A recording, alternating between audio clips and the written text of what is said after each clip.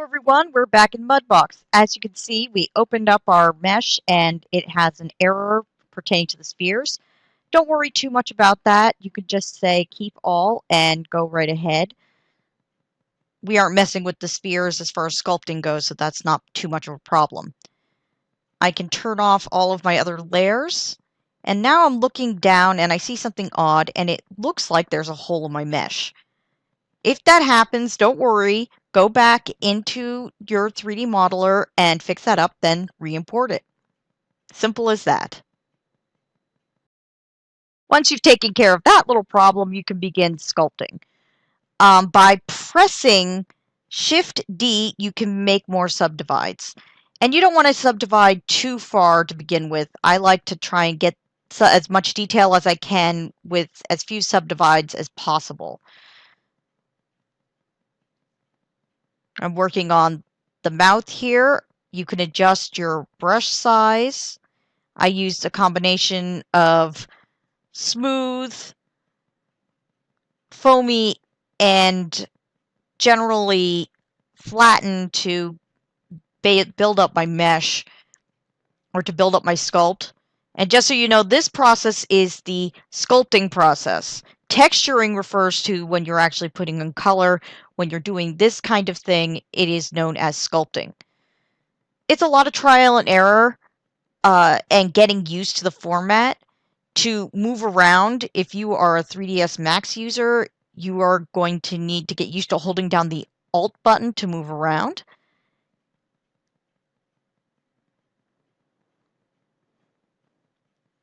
Also, pressing the Control key will ensure that you are not building up, but you're taking away. So the brush has two functions. You can either build up on the model or you can take away. And using a combination of the two really will help get the details that you want. I'm adding in a lot of the details of the nose, things that weren't in the original mesh. As you can see, I'm skipping ahead. I didn't have a shirt collar in the original mesh for this version. This was my stylized model or version of the model, so I'm building it in here. This will make it look like it's 3D when I bring it back to the original mesh.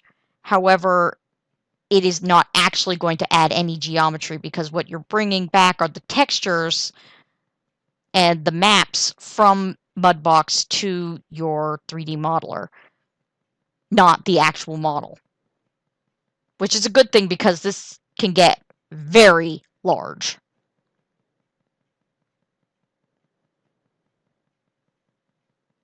And as I want to get more details, I just subdivide more. Again, that is Shift D to add more subdivisions.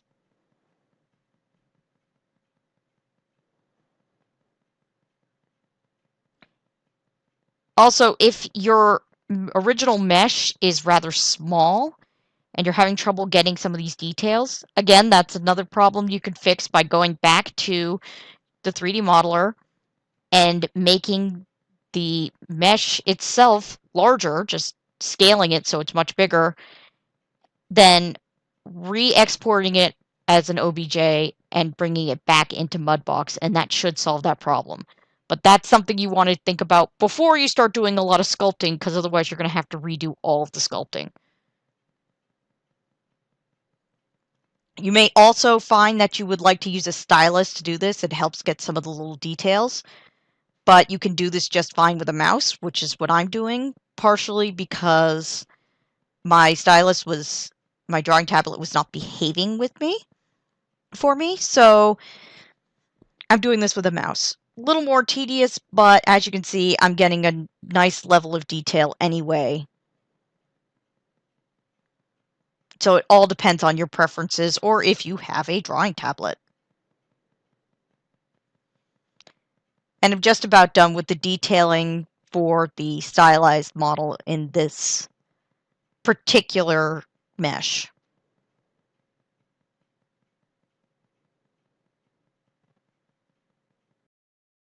Here's an idea of what the final stylized mesh ended up looking like.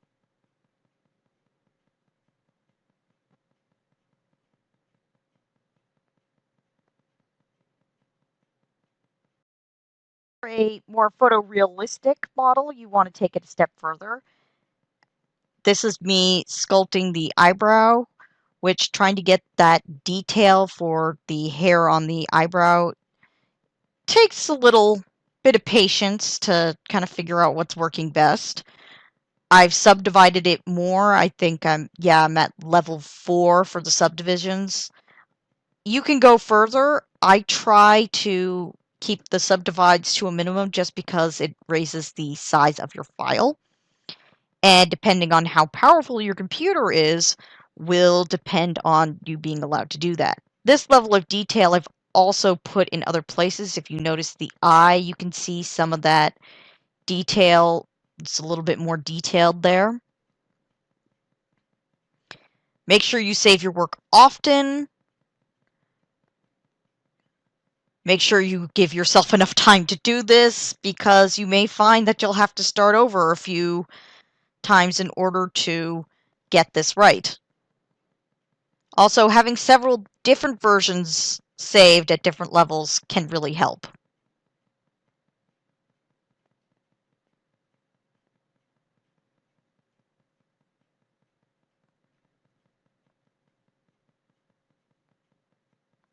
Again, this is a sped up video, so this is not real time that you're seeing. This is sped up by 3. So this is a lengthy process. I'm also using the stamps for my brushes. That's how I'm able to get those textures that I want.